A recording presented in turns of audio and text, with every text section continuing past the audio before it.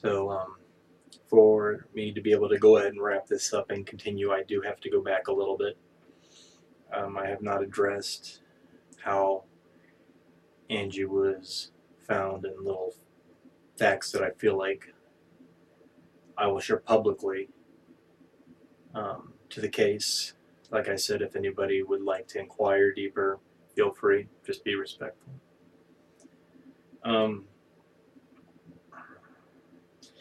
That Thursday, May the 2nd, is when she was found. Obviously, that was shortly before the preacher had come over, because that's why he was contacted to come get me. If I would have been at the house, I would have known. But I was out in the neighborhood playing with kids, like I said before, on my bike and such. So,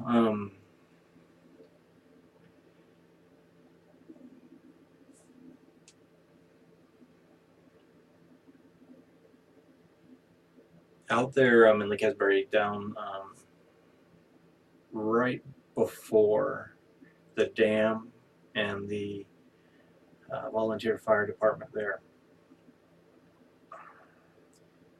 coming back on Thomas.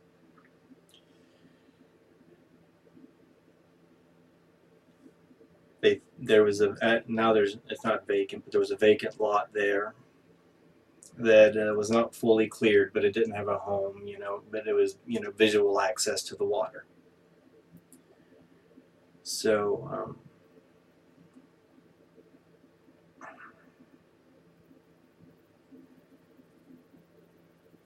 apparently some people skiing spotted a body in the water about 10 feet out from the shore.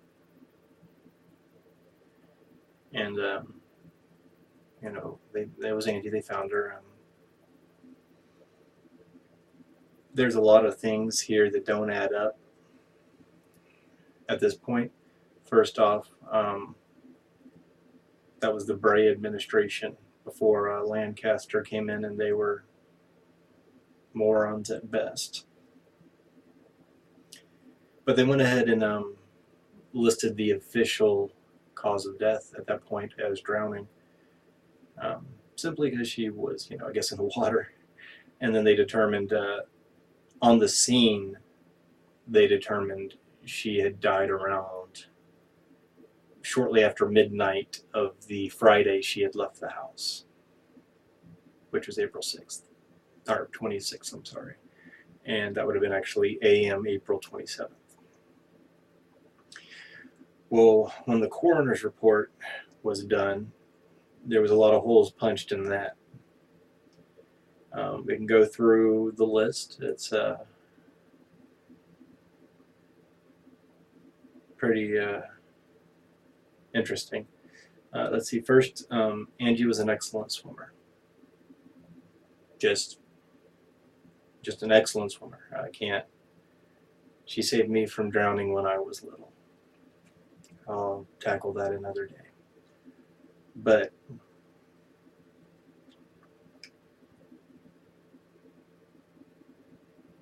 she was an excellent swimmer. She had a teaspoon of water in her lungs. She was only 10 feet offshore.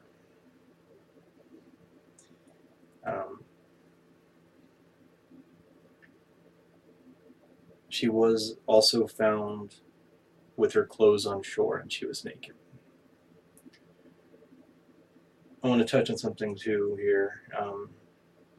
Not that it matters in this, but Angei at 18 was still a virgin. She died a virgin.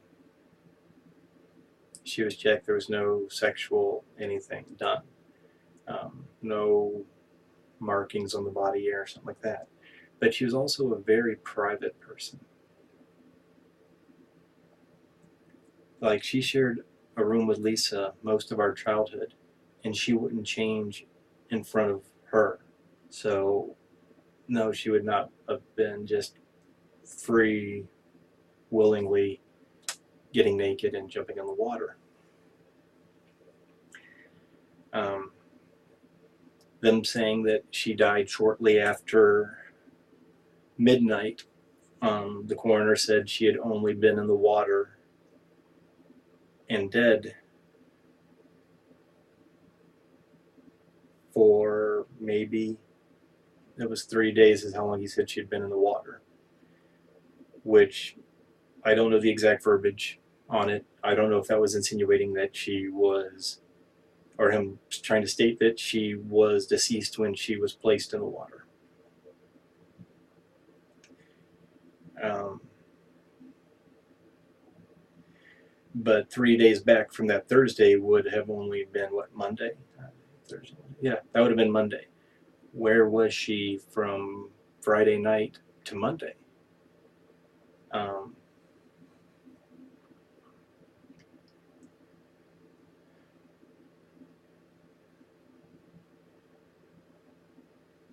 the other thing that's very odd is anyone that knows that area, one, it was springtime, it was April, it was going into summer. The boat ramp was directly across the water. That particular section by the dam and the boat ramp was heavy with jet ski and boat traffic. Um, all kinds of stuff, skiing, wakeboarding, all that, whatever shit. And also a bunch of properties backed up to there with dock front views, which they fished off of, had boats that were up to their docks.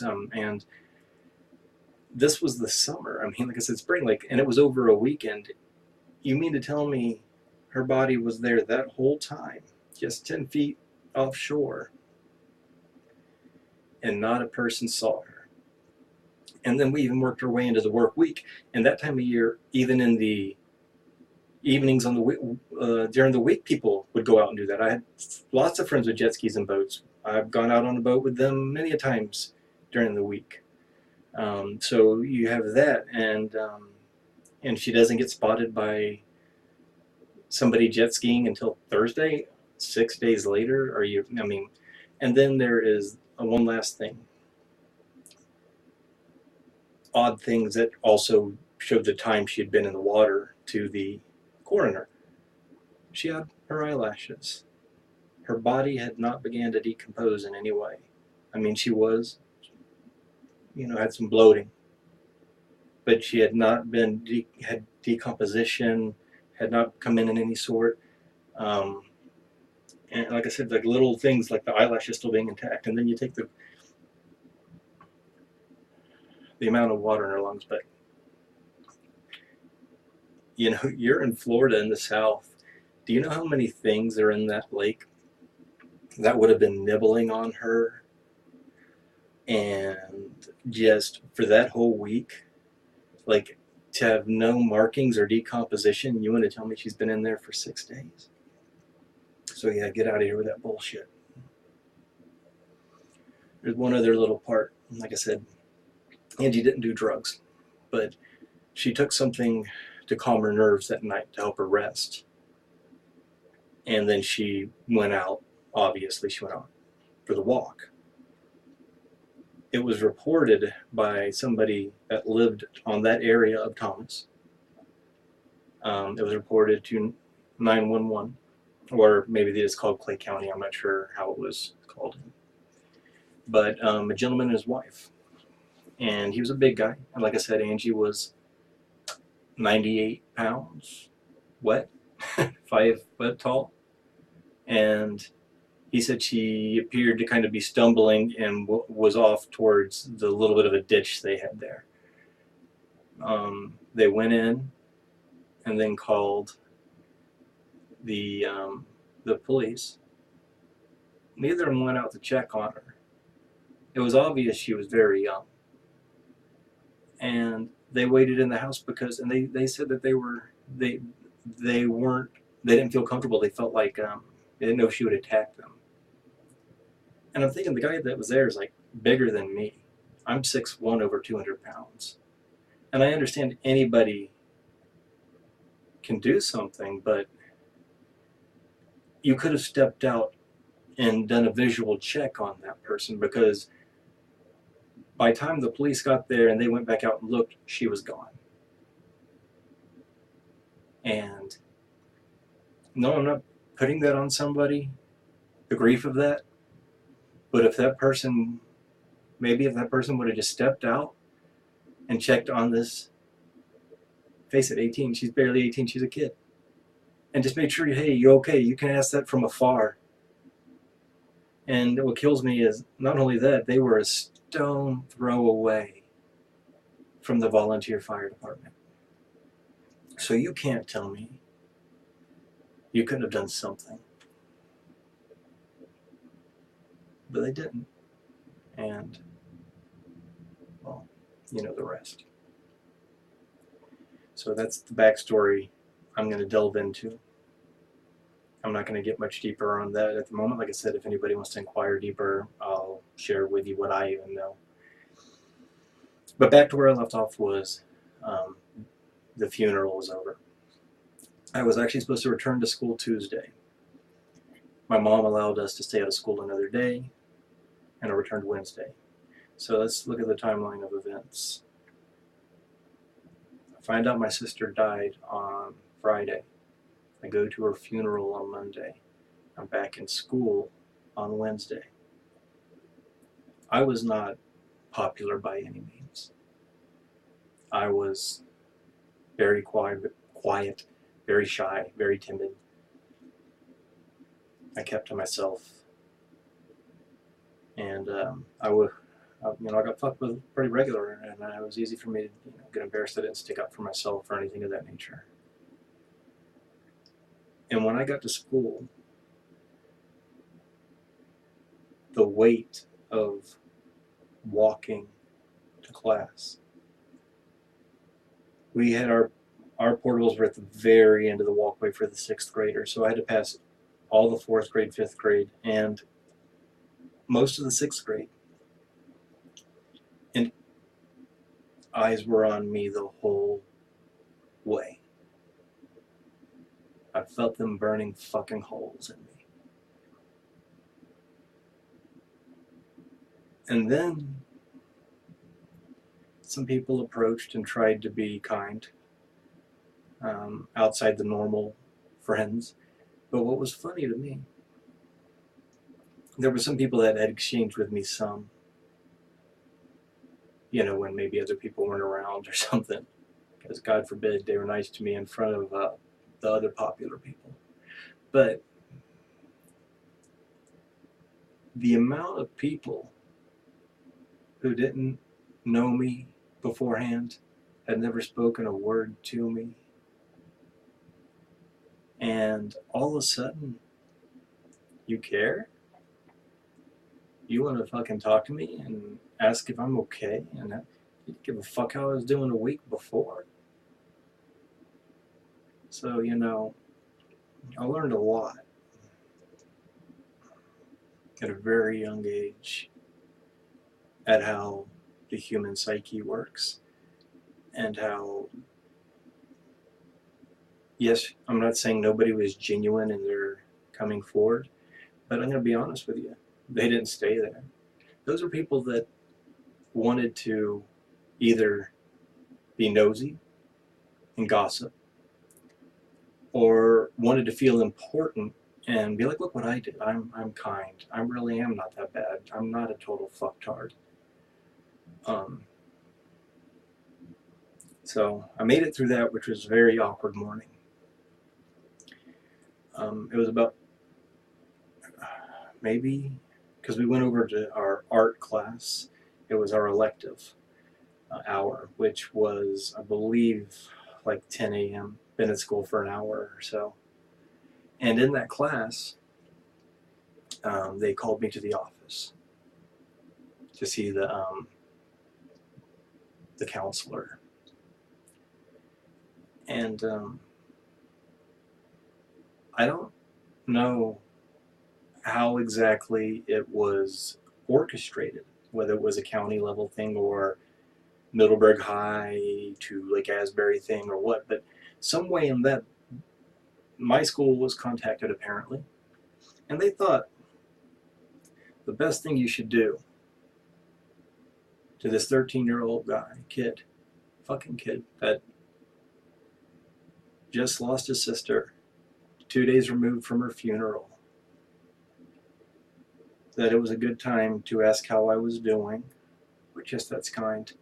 But the conversation that then delved into my home life and if it was appropriate and if my parents were appropriate, and making sure I wasn't coming from an abusive situation when the cause of death that they listed, and even though that's not it, everything was looked at as, hey, how could that have been abuse? And that was what I needed. I needed that. I needed that fucking extra help from the school board or the school or however you want to list it. So after that, I coasted through the rest of the year.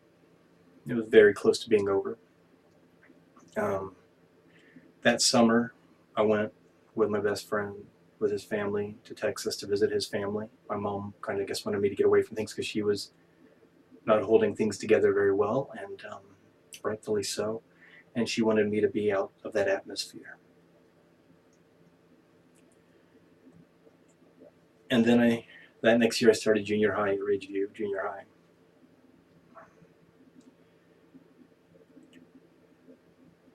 I'm going to keep this as quick as possible on this part. Excuse me. Elementary school, I was always on AB honor roll. I did well in school. 7th grade marked the first D I pulled home on a report card. 8th grade was the first F I pulled home on a report card. And in 9th grade, I actually went to summer school for the first time because I failed my class barely with a 64 point something, and it needed to be 65. I had regressed. I was only taking general math, basic math in 9th grade. Like I wasn't trying. I was missing I think I missed about 50 days of school, 40 to 50 days of school a year during that time. I didn't skip school or anything. My mom tried to be there for me through all that, and she helped me along. And a lot of times I wouldn't feel good, or that wasn't even the days I went home. Like I went to the clinic and went home early. Like I was never at school. So, and I started, for the longest time, I thought maybe I was just, hey, you got out of elementary school, you're in junior high, you're with the big kids now, you can't, maybe you were just smart for that level. But then it hit me at how it correlated so closely with Angei. And because during those years, I carried the Angei thing with me, but for some reason, I don't know if my mind wasn't ready to process it. Like I said, it stayed on the back seat for some years. Like it was there, but it didn't really emotionally strike me because I was still in the forefront of what was in front of me in life. And then I didn't even realize, like I said, I was shutting down apparently, mentally, because I've done well with, education before. And then part of it, I think, was I had to take on a whole new role in the household. My dad still was over the road, even when he did come back to not to being regional. He was gone he was gone 5 days, home day and a half. So I became the man of the house in a lot of ways at 13. I had to grow up in a lot of ways. Even though Angei she had a certain personality that was an anchor in the household for my mom, and it then fell on me, the one that was more timid and not really ready for it. And then, by the time I was 15, held both my parents, both of them, while they broke down and cried on my shoulder. By fucking 15. And I'm not, this is not a what was me thinking, this is just me getting it out like that. You got to hold it together. And I was probably 14. You know, it happened when I was 14. It happened when I was 13. And I had to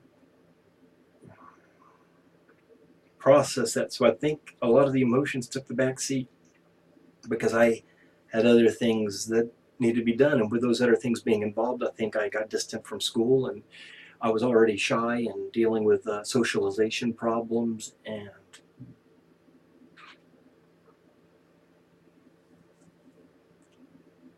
so, but then I made it through that. And then I went on to Middleburg High, where, you know, that was where Angei was at, and Lisa. I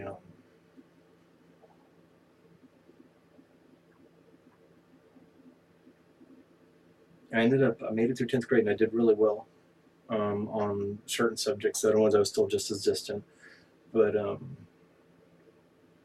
was killing tests. I just wasn't doing homework. And then I went through summer school again, but this time I was trying to get my mathematics caught up. So I had taken pre-algebra, so I was taking Algebra 1 in the summer so I could go ahead and move on to geometry in 11th grade and be able to at least have up to Algebra 2 by the time I graduated. That summer was very awkward. Went through some interesting, like, just developments as a young adult, dealing with love interests and also just different levels of humiliation. It was at the end of the summer that I met my first, what I'd call, serious relationship in love. Person I stayed off and on with for 3 years. Lost my virginity to, and all that good stuff, but that's not for this. But I went to my first week of 11th grade. I actually missed the second day because I really hated it. And then I finished the week out. And then I went to the next Monday, and I went home and I told my mom I didn't want it anymore. What I wanted was to be able to homeschool for my 11th grade year and come back as a senior. Middleburg High made that virtually impossible for me to do. So I dropped out, and I acquired my GED. During that year, that was me being 17 going to 18. So that was 1995 going into 1996 is when the depression and weight of Angei started hitting me. I started having more issues with it, and it was surfacing in my dreams and my thoughts, and that was my first dose of antidepressants, which fucked me royally. But I'm going to not talk all about this. This is something that happened to me and my family 27 years ago, and it's still fresh. It still rocks, and I'll never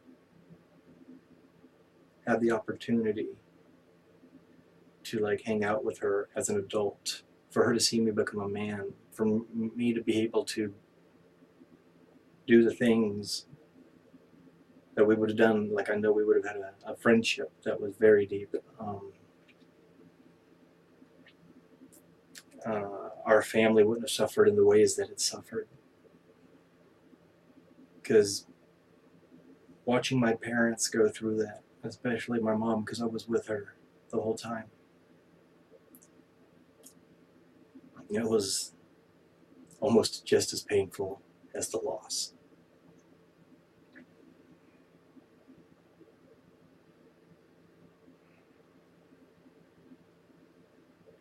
It was not, you know, and touch on, you know, now that I'm a father, I can look at it from a whole different perspective, because I can't imagine it, but I better understand the love of a child and how horrible it had to be. Um, that's another thing that's sad. Maybe that my kids will never get to meet her. It put a lot of strain on our family for a good 10 years of like communication, and me and Lisa had some squabbles, and we came back stronger than ever and have been for 15 plus years. Um, the last thing is I got a portrait tattoo in honor of her. This was in 2003, I believe. Yes. It was the beginning parts of 2003. I got a portrait of her on my chest, or on my abdomen here. It has 1973 to 1991, obviously, for that. And it says Home Sweet Home, because she was the biggest Motley Crue fan I knew.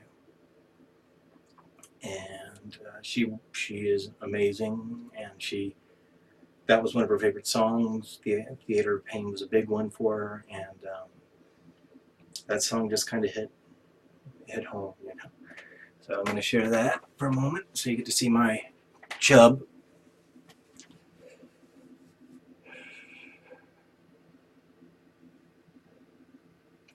There you go.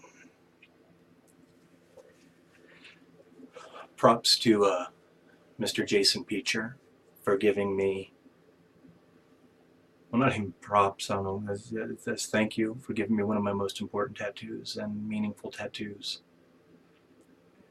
She'll always be with me, I know that.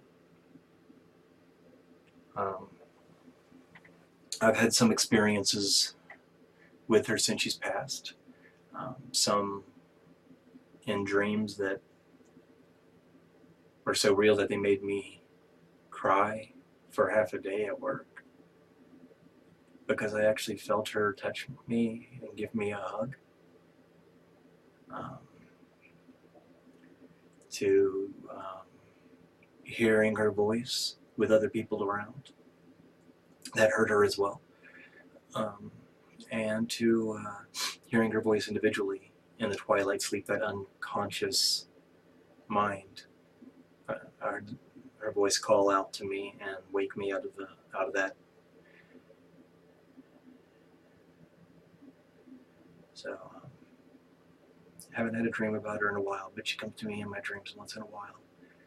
But although, you know, I've had like some more real-time experience, normally mostly with a subconscious type of state, which is the most in tune you are, is when you have a subconscious state. In my opinion, maybe I'm just stupid and crazy and a hippie, but I know she's with me, and I'm not a Christian. I don't subscribe to those beliefs, and I'm not, by far, I don't, heaven, hell, all that. It's not for me. If you believe it, it's great. But, I do know she's in a better place because she's not trapped to that body. She's not trapped to that shell.